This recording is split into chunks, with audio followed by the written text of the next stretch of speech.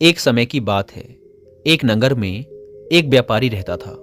वह अपने और अपने परिवार के भरण पोषण के लिए नमक का व्यापार किया करता था। उसके परिवार में उसकी पत्नी और 2 पुत्र थे। व्यापारी के दोनों पुत्रों का स्वभाव एकदम विपरीत था।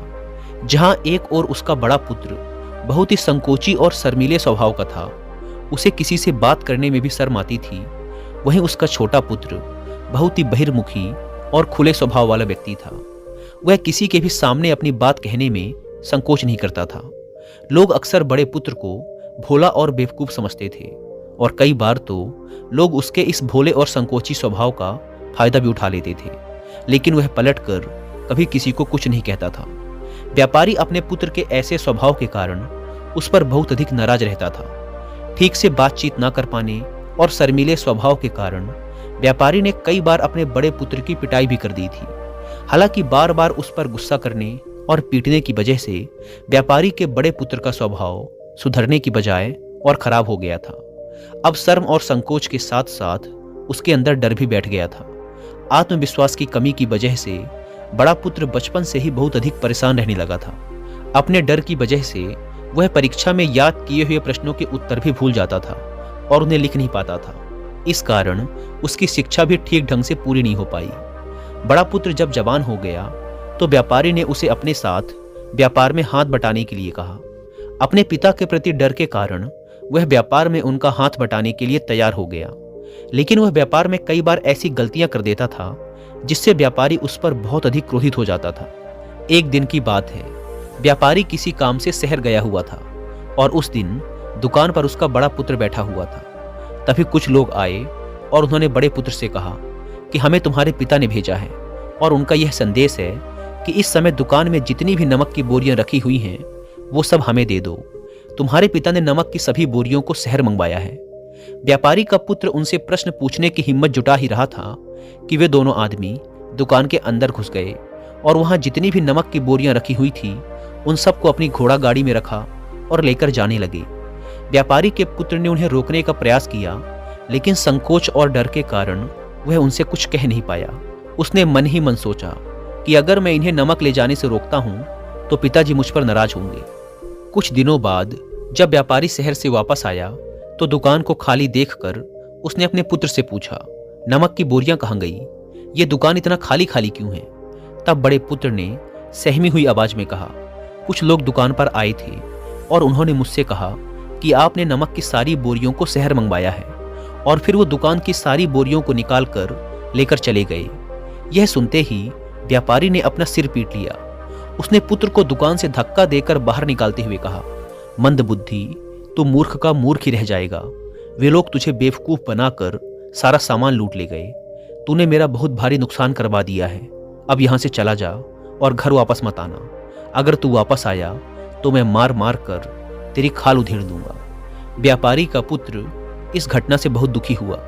एक बार फिर उसके संकोची स्वभाव की वजह से उसके पिता उस पर और अधिक नाराज हो गए थे और साथ ही व्यापार में इतना भारी नुकसान हो गया था। उस समय नगर के कई लोग व्यापारी के पुत्र पर हंस रहे थे और उसका मजाक उड़ा रहे थे, जिससे उसे खुद पर बहुत अधिक शर्मिंदगी महसूस हो रही थी। यही वो समय था जब उसने मान लिया कि अब उसका कुछ नहीं हो सकता। वह हमेशा मूर्ख का मूर्ख ही रह जाएगा और इस समाज में रह रहे लोगों के साथ कदम से कदम मिलाकर कभी नहीं चल पाएगा। यही सब सोचता हुआ व्यापारी का पुत्र नगर से बाहर आ गया और एक नदी के किनारे बैठकर खूब रोया। गहरे पानी को देखकर उसके मन में विचार आया कि अब उसके जिंदा रहने का कोई फायदा नहीं है। उसने निश्चय कर लिया कि आज इस नदी में डूबकर वह खुद को समाप्त कर लेगा। असफल जीवन जीने से अच्छा है कि वह खुद को समाप्त कर ले। उसने जैसे ही नदी में छलांग लगाई और डूबने लगा तो उसी नदी में स्नान कर रहे एक बौद्ध भिक्षु ने उसे बचा लिया और नदी से निकालकर बाहर ले आए। व्यापारी का पुत्र बौद्ध भिक्षु पर नाराज होने लगा और कहने लगा कि आपने मुझे क्यों बचाया? मैं इस असफल जीवन को जीना नहीं चाहता। बौद्ध भिक्षु ने उसे समझाते हुए कहा कि जीवन एक ही बार मिला है और अगर तुम जीवित ही नहीं रहोगे तो असफलता को खत्म करके सफल कैसे बनोगे?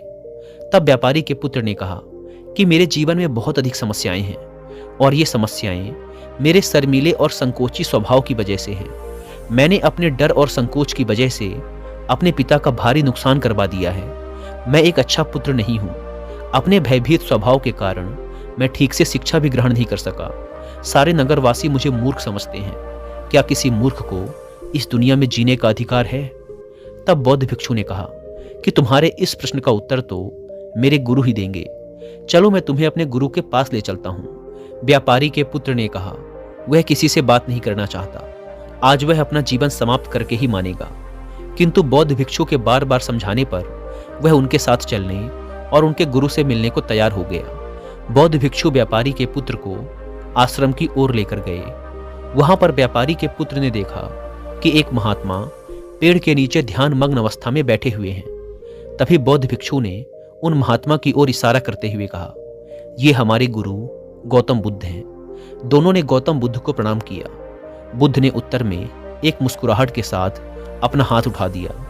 वह नौजवान वहीं पर बैठ गया और बुद्ध को देखकर जोर जोर से रोने लगा। गौतम बुद्ध ने उससे रोने का कारण पूछा। तब उसने कहा कि अब आप ही मेरी आखिरी उम्मीद हैं। यदि आप मेरी समस्या का समाधान नहीं करेंगे तो मेरा यह जीवन समाप्त हो जाएगा। गौतम बुद्ध ने व्यापारी के पुत्र से उसकी समस्या बताने को कहा।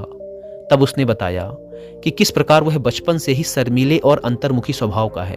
इस कारण लोग उसे मूर्ख समझ लेते हैं और उसके पिता भी उससे नफरत करने लगे हैं। तब गौतम बुद्ध ने युवक को शांत कराते हुए कहा कि मेरे पास तुम्हारी समस्या का समाधान है, जिसके बाद तुम्हारा जीवन बहुत ही आसान हो सकता है।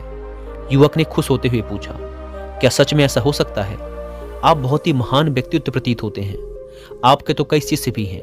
हे महात्मन, मैं भी आपका शिष्य बनना चाहता हूँ। क्या आप मुझे अपने शिष्य के रूप में स्वीकार करेंगे? गौतम बुद्ध ने कहा कि हाँ, अवश्य। उस युवक ने कहा, ठीक है गुरुदेव, अब आप मुझे वो उपाय बताइए जिससे कि मेरा जीवन बदल जाए। गौतम बुद्ध ने कहा, लेकिन उससे पहले तुम्हें मेरे कुछ महत्वपूर्ण कार्य करने होंगे।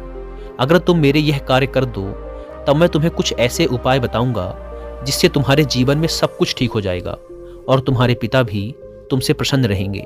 गौतम बुद्ध ने आगे कहा, आज से ठीक 3 दिन बाद मैं तुम्हें ऐसे उपाय बताऊंगा जिससे तुम्हारा जीवन पूरी तरह से बदल जाएगा। लेकिन इन 3 दिनों तक तुम्हें मेरे सभी कार्य करने होंगे। मैं जैसा जैसा कहूंगा, अगर तुम ठीक वैसा ही कार्य करने में सफल रहे तो 3 दिन बाद तुम्हारा जीवन बदल जाएगा। तुम्हारा पहला दिन कल से शुरू होगा। अभी जाओ और जाकर आश्रम में ही आराम करो। अगले दिन की सुबह होते ही व्यापारी का पुत्र गौतम बुद्ध के पास पहुंचा और बोला, हे गुरुदेव, मुझे पहले दिन का कार्य बताइए। तो गौतम बुद्ध ने कहा कि आज तुम्हें 20 अजनबी व्यक्तियों से बातचीत करनी है और उनका हाल जानना है। इसका लेखा जोखा शाम तक लेकर आ जाना। व्यापारी के पुत्र को अंदर से बहुत डर महसूस हुआ, लेकिन उसने गौतम बुद्ध को हाँ कह दिया। फिर वह निकल पड़ा 20 अजनबी लोगों से बातचीत करने। शुरू में तो उसे बहुत अधिक संकोच लग रहा था। कई लोग तो उसे डांटकर भगा भी देते थे, लेकिन उसके सामने अपना जीवन बदलने का यही एकमात्र उपाय था। आखिरकार कोशिश करते हुए उसने 20 अजनबी लोगों के नाम और उनके व्यापार का लेखा जोखा प्राप्त कर लिया।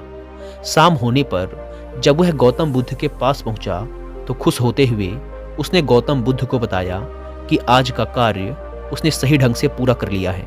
यहाँ तक कि कुछ लोग तो उसके मित्र भी बन गए हैं। दूसरे दिन की सुबह होते ही फिर वह नौजवान गौतम बुद्ध के समक्ष पहुंचा। तब गौतम बुद्ध ने कहा, आज का कार्य है कि तुम आश्रम में रह रहे 100 शिष्यों को संबोधित करते हुए उन्हें जल के उपयोग के विषय में पढ़ाओ। गौतम बुद्ध की यह बात सुनकर व्यापारी का पुत्र हक्का बक्का रह गया।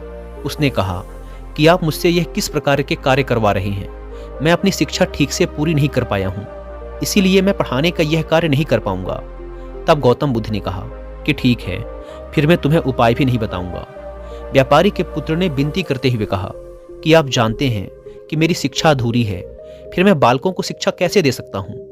गौतम बुद्ध ने हल्की सी मुस्कान भरते हुए कहा कि यहाँ सिर्फ मैं जानता हूँ कि तुम्हारी शिक्षा अधूरी है, वे बालक नहीं जानते। तुम हर दिन अपने जीवन में जल का उपयोग करते हो, यही सब बातें उन बालकों को जाकर बतानी हैं। अंततः जब व्यापारी के पुत्र के पास कोई बहाना शेष नहीं बचा तो हिम्मत जुटाकर वह उन बालकों के पास पहुंच गया।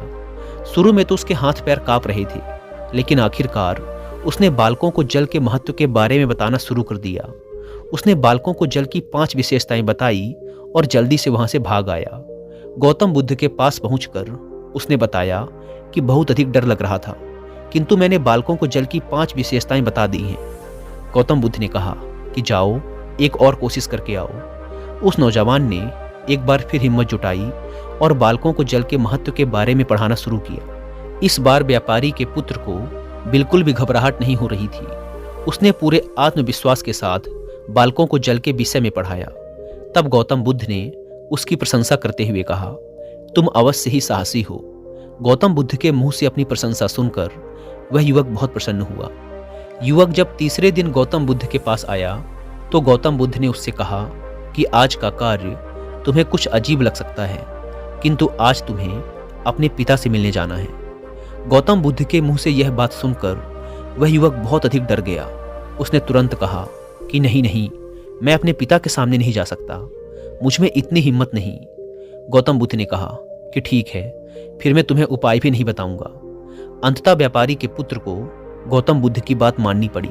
गौतम बुद्ध ने उसे समझाते हुए कहा कि अपने पिता के पास जाकर उनसे क्षमा मांगना और कहना कि वे तुम्हें एक और अवसर दें ताकि तुम खुद को बुद्धिमान साबित कर सको। गौतम बुद्ध के कहे अनुसार उस युवक ने पूरे आत्मविश्वास के साथ अपने पिता का सामना किया और उनसे क्षमा मांगी। आखिरकार व्यापारी ने अपने पुत्र को क्षमा कर दिया और उसे एक और अवसर देने के लिए तैयार हो गया। व्यापारी का पुत्र गौतम बुद्ध के पास आया और उस उपाय के बारे में पूछने लगा जिसे गौतम बुद्ध ने 3 दिन बाद बताने का वचन दिया था। तब गौतम बुद्ध ने मुस्कुराते हुए कहा कि तुमने स्वयं ही अपना उपाय खोज लिया है। तुम किसी से बात नहीं कर पाते थे, संकोची और शर्मीले थे। ये सब तुम्हारे मन में बैठा हुआ डर था और तुमने जैसे ही उस डर का सामना किया वह खत्म हो गया। जीवन में तुम्हें जिस भी काम से डर लगे उस काम को करना शुरू कर दो, डर स्वयं ही समाप्त हो जाएगा। अब वह युवक समझ चुका था कि गौतम बुद्ध से क्या बताना चाह रहे हैं। उसने गौतम बुद्ध का धन्यवाद किया और उनसे वादा किया कि वह जीवन में सफल होकर दिखाएगा। दोस्तों, मुझे उम्मीद है कि आपको यह वीडियो पसंद आई होगी और वीडियो में यहाँ तक बने रहने के लिए आपका बहुत बहुत धन्यवाद।